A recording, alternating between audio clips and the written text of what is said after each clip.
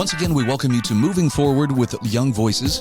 Hey, we're happy to welcome a familiar name and voice back to the program. Amanda Griffiths rejoins us here.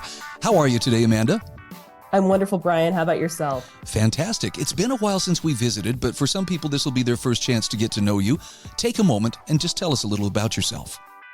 Well, I am a PhD student at UW-Madison, recently fled from Los Angeles, from UCLA, and recently completed a social mobility fellowship with Young Voices as well. I've been a contributor for just about 2 years, exactly, not quite.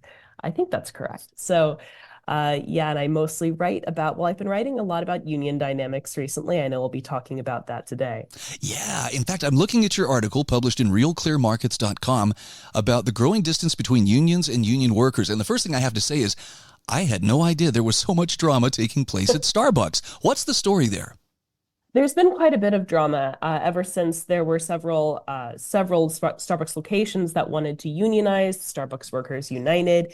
And since then, there's been a lot of back and forth between the corporation and workers who do want to unionize, workers who do not want to unionize. On top of that, Starbucks has faced some allegations for unfair labor practices.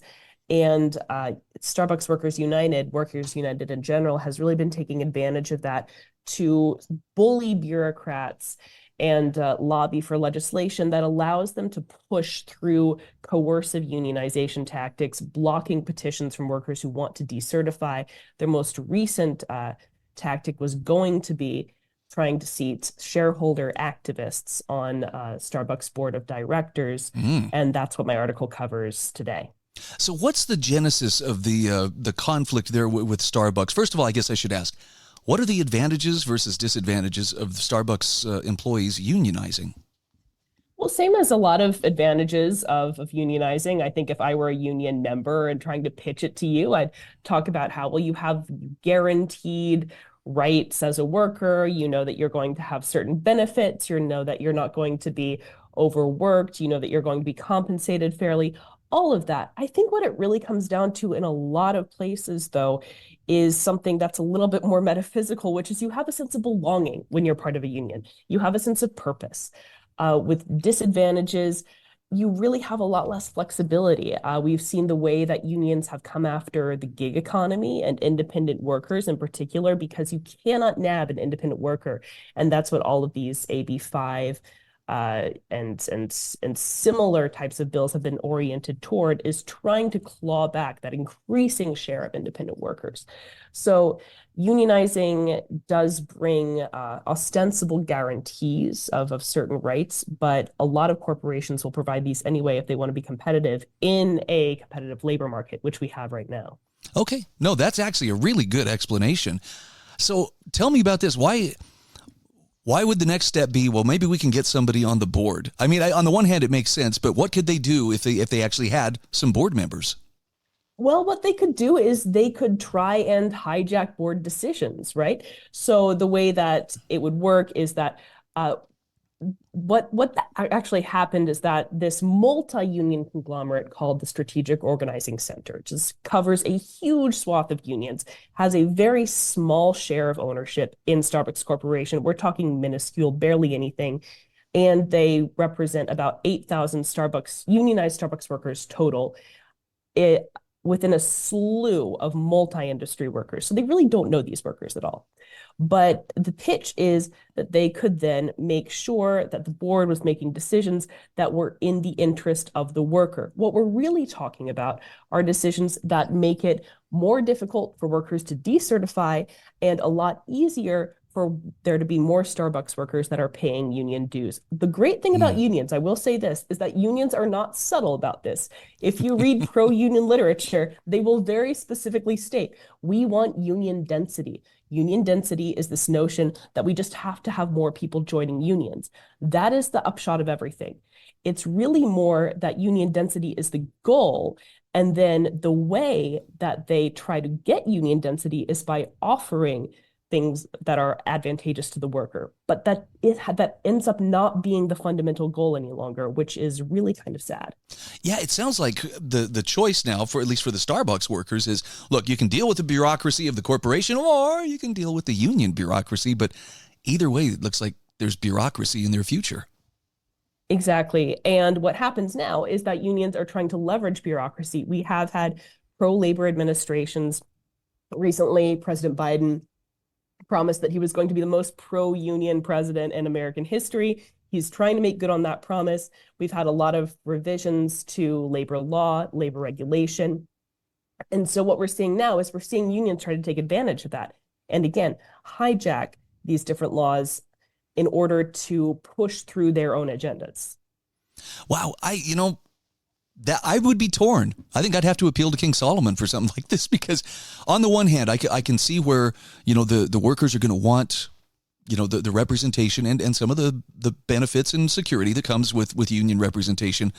On the other hand, it sounds, again, like, to put it another way, they're exchanging the albatross around their neck for a millstone. It's difficult too. It's difficult if you want to be able to bargain for yourself and represent yourself. You're effectively backed into a corner when you are at a unionized store. You don't really have an out for representation. You can't say, well, these people don't speak for me, I'm going to bargain on my own behalf. Or even, I'm going to join a smaller union. I'm going to start a more independent boutique union. Unions have gotten into and I say this word carefully, but these monopolistic tactics that they're able to engage in because they are not seen as corporations. They're seen as these wonderful organizations that are helping workers within these exploitative corporations. And so they get special carve-outs from the government. They're able to leverage legislation in the way that corporations no longer can. So would it be safe to say that part of the challenge here is that the union doesn't lose sight of its original purpose, which is, representing the workers? Because it sounds like this is working out well for the unions when they get that density, but maybe the workers are kind of an afterthought.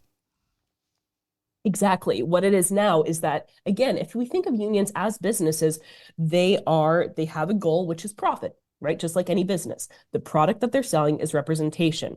The pitch that they make to sell this product is better workers' rights, worker empowerment. But we have a restructured incentive system where now the incentives that unions were oriented toward when they first formed are not the incentives that at bottom are what are pushing them forward, and are now less and less compatible with the actual structure of the labor market.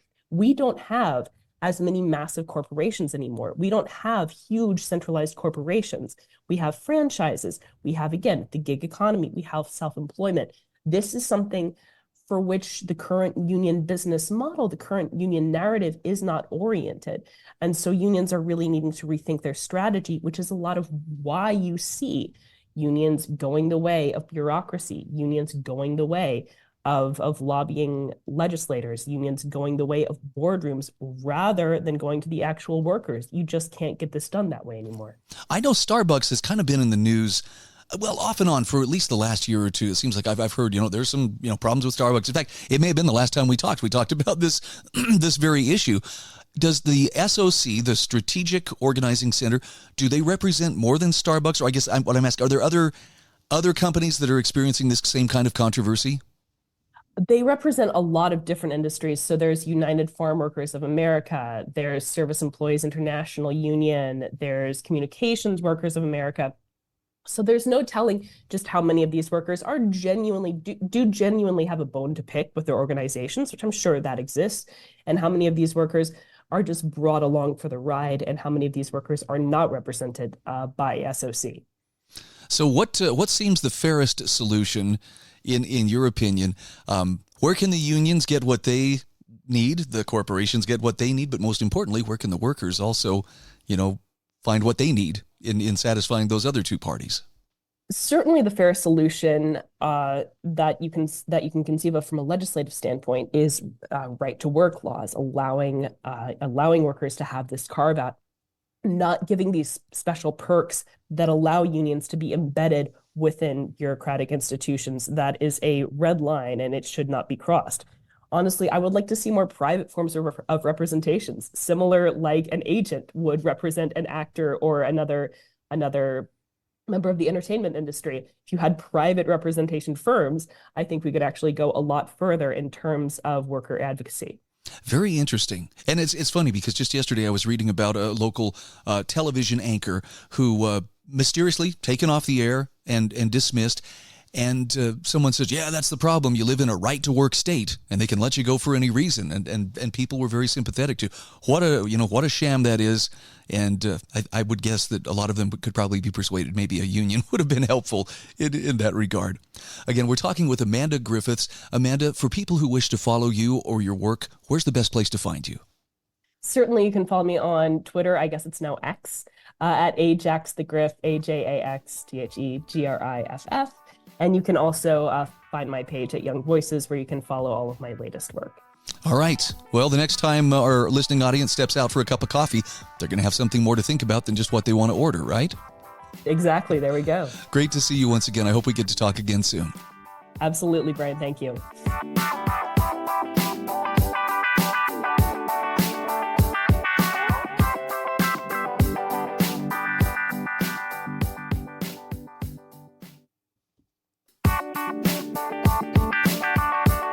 Welcome back to Moving Forward with Young Voices. Hey, we're happy to welcome Rishab Sardana back to the program. We've talked a couple of times before, Rishab, but for the sake of people who are meeting you for the first time, go ahead and tell us just a little bit about who you are and what you do. Yeah, thanks, Brian, for having me on. So my name's Rishab. I'm a Young Voices contributor for the spring 2024 semester, and I'm currently a grad student with George Mason in the Department of Economics. Excellent. And I think we have a pretty interesting topic to discuss here. Now, look, I will admit, I don't think about oil and gas mergers when I'm gassing up my vehicle. I just think about how much it's going to cost me. But I'm assuming that there is some connection between what I'm paying at the pump and, the nature of the companies that are putting that petroleum there for me to put in my car. Talk to me about how lawmakers at the federal level are taking aim at oil and gas mergers. Why would that draw their interest? Right, it's a great question. So on the one hand, we have the Democrats who are, openly going about trying to lobby Lena Khan and the Federal Trade Commission to kind of block this huge merger that ExxonMobil and Chevron have proposed for $60 billion and $53 billion. And these are some of the largest oil and gas deals of the 21st century. And their basic complaint is, look, these mergers are likely to harm competition. What's going to happen is there's going to be an increase in consumer prices. And as a result, there will be somewhat of a reduction in oil and gas output in America. And so this kind of open letter to Lena Khan is saying, look, use your power as the leader of the FTC and put an end to this, essentially. It's something you bring up in your article, too, that, again, I really wouldn't have considered had you not pointed this out, is, okay, the FTC exists to make sure there's, fairness going on, to make sure that there's correct oversight. But in this case, it sounds like we have members of Congress soliciting help from the FTC more for political ends than to actually look after the consumers. Is that a fair assumption? Yeah, I think that's a good assessment. Nothing really economically, fiscally makes sense about trying to block this merger. The point of the merger is to increase output in the United States, increase oil and gas production, which is actually a Biden administration goal.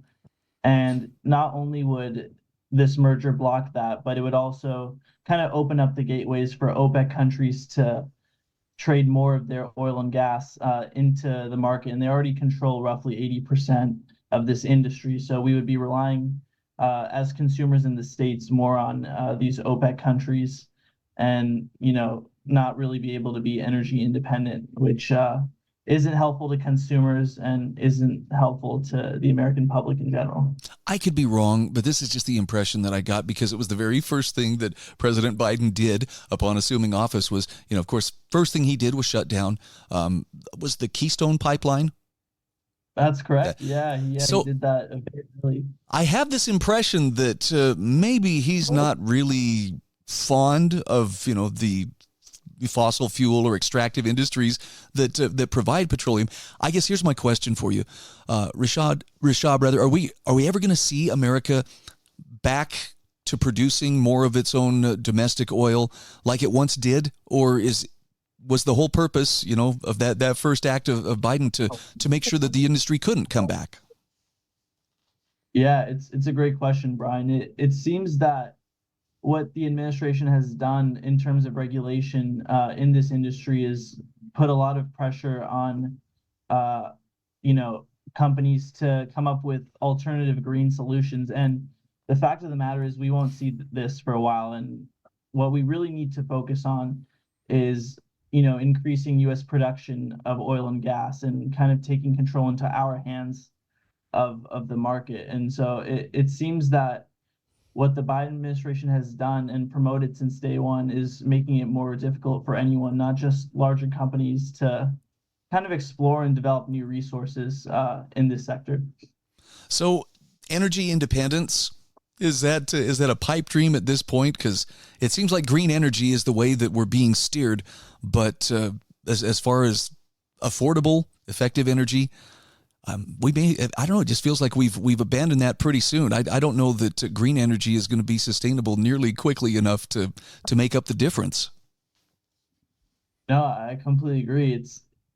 I think right now it's what we need to do is focus on trying to increase production in the States, and green energy is incredibly costly. And I think that's something that most people don't realize. And it is kind of a long shot to be like, look, everyone needs to be driving electric cars, everyone needs to be using sustainable fuel when we live in a world with India and China, right? And so thinking about like these barriers to entry, it's really just a tough ask for the American consumer to go ahead and try to substitute for gas on these margins. And so we can't really start to pivot that way unless we have alternative solutions. And the fact of the matter is we don't have sustainable solutions which are affordable.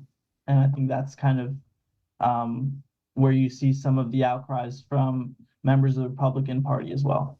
I'm not going to ask you to read the minds of these policymakers who are trying to push these things through, but I have to wonder, what's the end game here? Obviously there's the climate change concern that is used to justify this, but it seems like the approach that they're taking is making everything cost a whole lot more, as well as become a lot less reliable. And I'm talking in terms of the electrical grid, being able to, for instance, power electric vehicles or charge electric vehicles reliably. Yeah, it's an interesting question, right? Because the senators that are kind of behind this letter on the Democrat side, they're not really renowned for their expertise in economic analysis. But it's not an excuse, right? There's a lot of cost reduction and increase of scale economy when you think about the kind of benefits that would come out of a merger this substantial. And what the main idea behind why this would be good, and I think this comes back to simply basic economics, is once you have a reduction in supply, what's going to happen is your prices of oil and gas are going to increase. And so what this allows US companies and US producers to do is substantially increase their production in this sector. And so the idea is that once this happens and we start to produce more US based oil and gas, the idea in theory is that gas prices and oil prices should decline. Interesting. By nature, I'm not a consolidationist kind of guy. I like to see things, I like to see power broken up and decentralized. And for some reason, that's always kind of resonated with me, as, that's the best way to go. Even within the market, competition, encourages people to bring their best game, forward. But what's the advantage to these energy companies when they're able to pull off these mergers? Are they able to do it more efficiently? Are they able to be more cost effective in providing for those energy needs?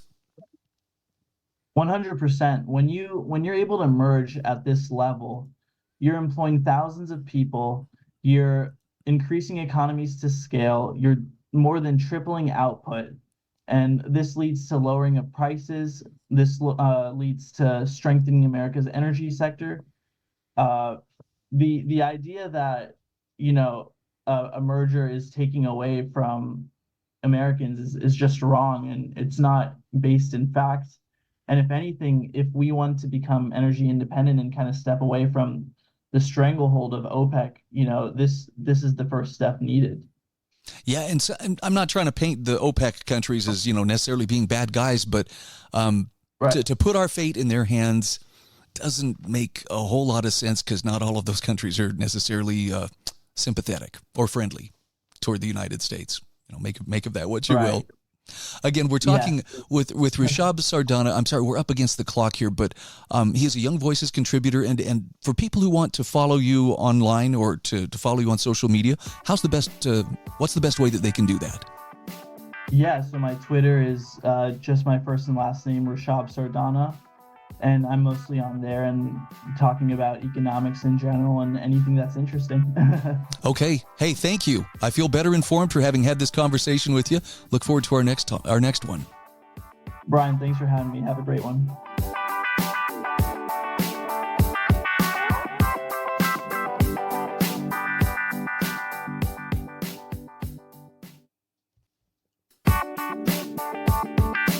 And we are back. This is Moving Forward with Young Voices. Hey, we're happy to welcome another contributor aboard. William Rampe joins me. And William, for the sake of people who are meeting you for the very first time, take just a moment to tell them who you are. Yeah, well, thank you for having me back on again, Brian. I'm William Rampe. I'm currently a college student at Hamilton College, and I'm really passionate about writing about foreign policy. My primary focuses are U.S. grand strategy and African politics, and I think what we're discussing today is really at the intersection of both these issues. Boy, we hear a lot about foreign policy in terms of where the U.S. is involved, but it always seems to be focused more towards China or Russia or Ukraine or Europe, but I don't hear that much about Africa. So your article was actually kind of a welcome, eye-opening way to get acquainted to what the U.S. is doing. For people like me who are just realizing, the U.S. is pretty involved in what's happening in Africa, what are some of the foreign policy initiatives the U.S. is undertaking there? Of course. Well, primarily, as my article discusses, the U.S. initiatives have been focused on aid and I'd say security. Aid in terms of there's been humanitarian aid efforts through different types of organizations, whether through the UN or USAID and whatnot, across the continent, dealing with a wide variety of crises there. There's obviously diplomatic engagement with many of the countries across the continent. And then, as I get into mostly in my article, there's been a huge level of military involvement, specifically in a lot of states like Somalia, previously in Niger. Obviously, Egypt is, I believe, the largest recipient of military aid at this time. So, there's been a huge military commitment by the U.S. to a lot of these African states, primarily for counterterror purposes, but then also it can be argued for just strategic foothold purposes and putting our footprint places so that other countries can't. So there's been a large military focus on Africa, and that's what I discussed in the article. And interestingly, in your article, and I don't disagree with this conclusion, you say that military aid or that focus on security isn't actually making Africa any safer. Why is that? Well, I guess just to start, the numbers don't back it up. Terrorist attacks across the continent are going up as the war on terror, counterterrorism spending has also been going up. And also I think it's well known that primarily, although Islamic State and groups like that have been defeated in the Middle East mostly, but that's not the case in Africa. These groups really do have a strong foothold. And it's clear that our aid and military investment is not doing enough. And I believe there's a lot of reasons behind that. But I think a large reason is that the countries we're supporting really are not equipped to deal with these problems. And it's not like just adding more aid is going to really fix that. Yeah, something you point out here is the link between military training and coups is no coincidence. And look, I'm not trying to cast aspersions here, but when I think of, stable countries with governments that aren't prone to change depending on a shift in the wind, Africa's not one of those continents that I feel like I can safely say that there's a lot of governmental stability there. Maybe some nations are the exception, but generally it seems like there's always a little brush fire war going on here or there. Oh, definitely. And even in countries that are considered stable by many, including Rwanda, which is going through I believe the 30th anniversary of the Rwandan genocide. So that's a really important moment in that country. Obviously, it's been thought of as a stability, but it's really authoritarian stability, which is a really, I'd say, a myth of stability. There's always dissent, and there's stuff, and there's so much progress that's underneath that's being shut down, and all of the preventing the population from really engaging in trade, engaging in their own civil liberties. That's really it's a powder keg that eventually, and that's how I believe that many of these issues come about, is that repressing a population can't go on forever. Eventually people are going to stand up. So when we talk about military aid versus focusing on democracy, what does that focus on democracy look like? How would it benefit these countries more so than simply the military training or money that could be put towards military spending? Right. So I guess at a most basic level, it's really about calling out, looking at countries and whether they're democratic or not, and really calling them out and engaging them with the ones that are democratic through diplomacy. I believe that's a good first step.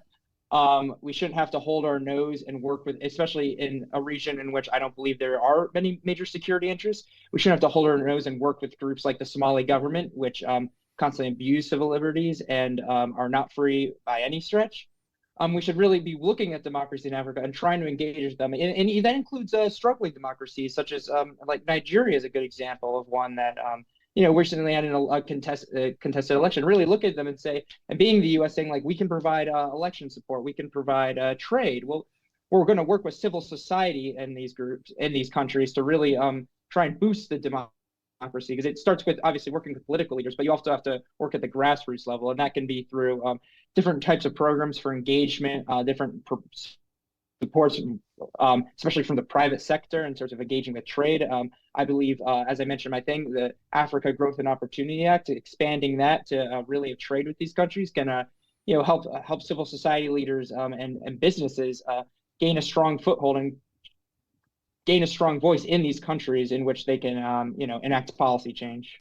I'm trying to remember which one of the founding fathers. I think it may have been Thomas Jefferson, who talked about peace and commerce with all nations, and entanglements with them. Maybe it was George Washington. It's been a while since I've read the quote, but talk to me about the opportunities, with more economic engagement. What does Africa have to offer the world? I mean, it seems like it's largely a very large untapped source of natural resources. Is there a way to utilize that to help build and enrich those nations, as opposed to just see foreign countries come in and try to control those resources? Right. So of course, yeah. I mean, the resources is a very big part of that, and that's primarily been the engagement with a lot of countries through Africa, as you mentioned, in the exploitation from colonial era to now with the Belt and Road Initiative and debt trapping and those types of things.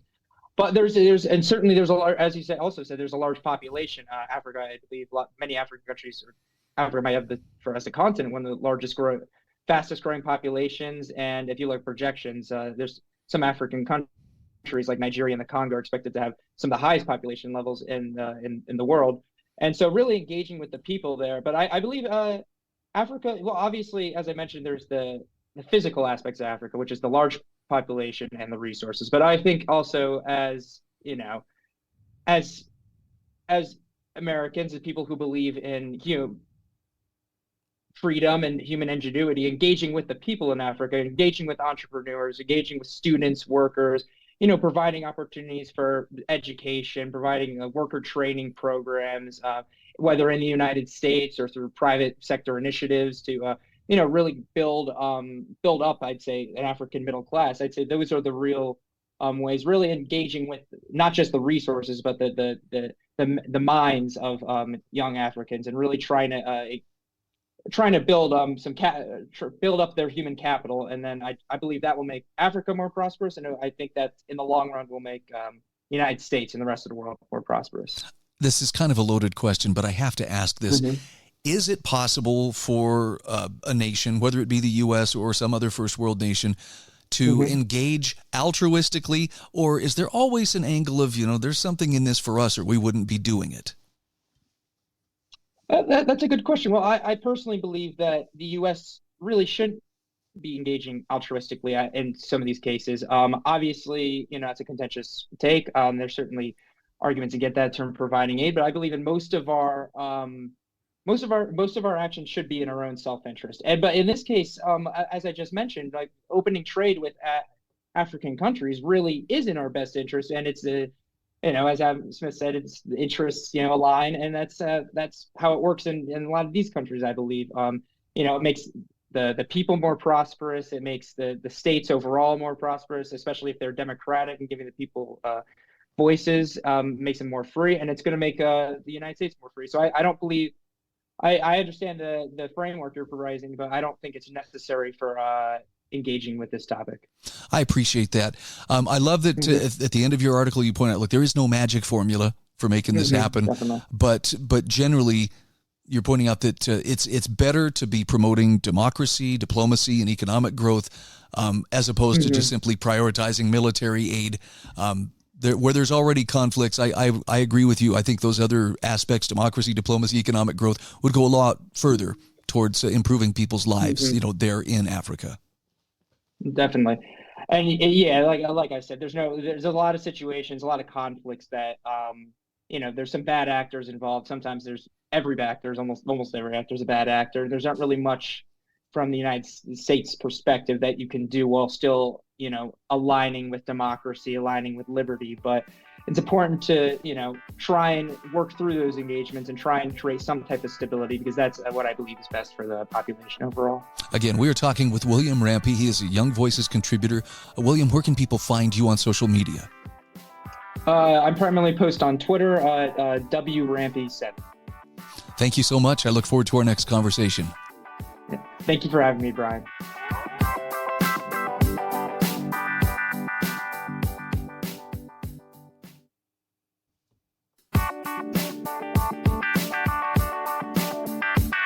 Welcome back. This is our final segment today of Moving Forward with Young Voices. Hey, we're happy to welcome a new contributor to the program. His name is Harry Backhouse. He's checking in with us from the UK today. Harry, wonderful to have you on the program. How are you? I'm very well, thank you. So this is the first time that our listeners are going to be meeting you. Take just a moment, if you would, and tell us just a little bit about who you are and what you do.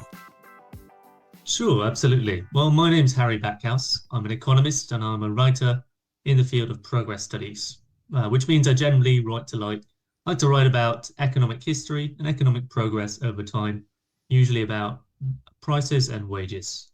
And I'm also a contributor for Young Voices. And we have a really interesting topic today that I know Easter has come and gone, and with it the Lenten season. But I was telling you off air, this is the first year I've actually taken a closer look at what Lent means and why do people, celebrate it? Why do they give up things for Lent? What are some of the practices associated with it? And I found your article really enlightening and affirming to things that I had just learned for the very first time for myself earlier this year. Let's talk a little bit about, let's first of all set the stage with a little bit of the background. What is the Lenten season? And then we can talk about your article about the most precious thing somebody could give up for Lent. Sure. So yes, you're right. We've just come to the end of Lent, and it's a period of fasting, prayer and almsgiving. It lasts for 40 days. And it's been practiced for 2,000 years, roughly, as long as Christians have been around. So since the very early church. You get periods of practice of fasting with other religions too, but this specifically focuses on preparing Christians for the resurrection of Jesus. That's the theme of it, and it's a desire to sacrifice oneself. And it's also paralleled a supposed 40 days that Jesus spent in the desert, where he had no food or water. Now, Christians aren't asked to do that in the modern day, but since the early Christian times, usually vegetarianism is a common fast that was done, or giving up meat. And that's what I was talking about in my article. Nowadays, it's not mandatory to give up meat or be vegetarian, but many Christians, especially Catholics, do tend to do that sacrifice. I mean, I remember moving to a new school district where there was a much stronger Catholic presence, and it surprised me that our school lunches we didn't have meat on Fridays. I think they would serve fish sticks or something like that. That was my first introduction as a kid, and then later I had friends who would say, "Well, I'm giving this up for Lent." Sometimes it would be sweets. sometimes as they got older, perhaps smoking or drinking or watching television or something like that. You have a very unique suggestion, though, for when it comes to sacrifice. We all have things that are kind of hard to give up. But what did you figure out is one of the most difficult things for us to sacrifice? Yes, so instead of giving up money or giving up something you value, I said to sacrifice time. And the idea is, in the past, you would fast, and that money you'd save from fasting, you'd be able to give as almsgiving. However, these days, food compared to time has just become so much cheaper. So what's truly valuable is our time. Food has become more abundant for us as humans, whereas time will always be scarce. And the thing about Lent, it's not necessarily about the output that you give. It's not necessarily about what you're sacrificing and giving to the other people. It's more about the quality of the sacrifice to you. So the more difficult the sacrifice, the idea is the closer you're getting to God through that. I've heard the saying, I don't know if you'll agree with this or not, but I've heard that if it isn't somewhat painful, it's not really a sacrifice. Do you agree, disagree? I do agree. Obviously, it can be taken too far, but you see a lot of what people would give up for Lent, people doing just as a self-help, or, for example, I'm going to do 40 days of meditation or 40 days of vegetarianism for the environment. The idea about Lent is that it's truly meant to be something that you're sacrificing, not because you're doing it for your health. That might be a side effect, but the idea it is difficult. You are giving up something that you do enjoy, and you're doing that for a greater purpose. And so I make the case that for most people, not everyone, but almost anyone, time will be the thing that they have least of, and therefore it's the biggest sacrifice to give that up. Wow. I'm remembering something that a friend had told me about. Oftentimes people who encounter homeless individuals and, asking, hey, do you have any change or something like that? And this friend had said, keep a $20 bill. And when you encounter a homeless person who is seeking change, give them a $20 bill and watch the reaction. And what his point is for a person to hand someone, whatever changes in their pocket, okay, here's, a few cents, here's a couple of quarters or whatever is in their pocket. It's not that big of a deal. But when you hand someone a $20 bill, that represents a significant amount of time that it took to earn that money. Most people would feel, $20 coming out of their pocket. But the message that it gives the person who's on the receiving end is, you matter enough that I am willing to part with something that I actually feel, as I give it. So I mention that only because you talk about the quality of the sacrifice, and I just think that's such a wonderful thing to focus on, as opposed to, I'm making a sacrifice. I've stopped driving fast. Well, that's not much of a sacrifice now, is it?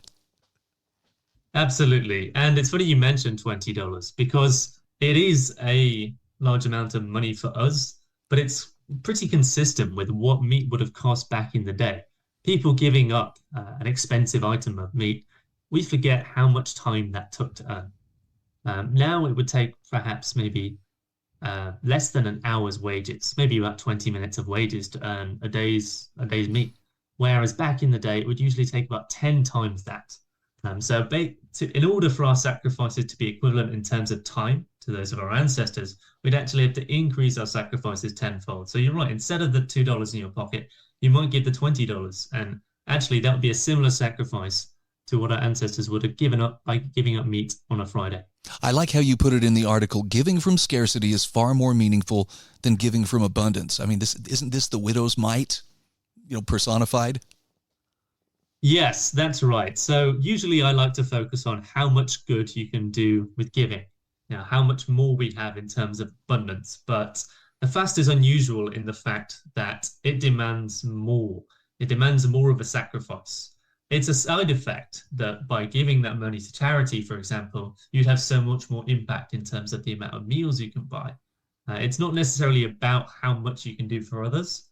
That is part of it, absolutely. The important thing is that you're depriving it of yourself for others. So it's a benefit in both ways. It's not solely about yourself, but it's not solely about effective altruism, for example, doing as much good you can with as little cost. It's about sacrificing and doing a lot of good at the same time. And now more than ever in the modern world, we have a chance to do both. Well, and as I learned, as I kind of dove into the topic of Lent for the first time this year, it also points us towards that ultimate sacrifice, which is being observed during the Easter season. You know, the sacrifice of the Son of God, and reminding us, you know, of the relationship that we have with Him, and in a small way, showing that we too are willing to suffer along with Him. Absolutely. And so it's not necessarily a call to suffer for its own sake. It's a call to sacrifice for something else. And whether that is giving up money or giving up video games, as you say, as lots of people have tended to do, the idea is that it is a sacrifice. Now, we've come to the end of the season, but that shouldn't be the end of charity. Most religions will tell you that almsgiving should be a practice anyway. And I believe that why not carry on giving? Not doesn't necessarily need to be sacrificing all the time, but what we can give now and the benefit that could do is far greater than it used to be in the past. And I love that you zeroed in on time. And this is something that only became apparent to me about the time I became older than 50 years old. And I went, oh, you know, I seem to have fewer days ahead of me than behind me.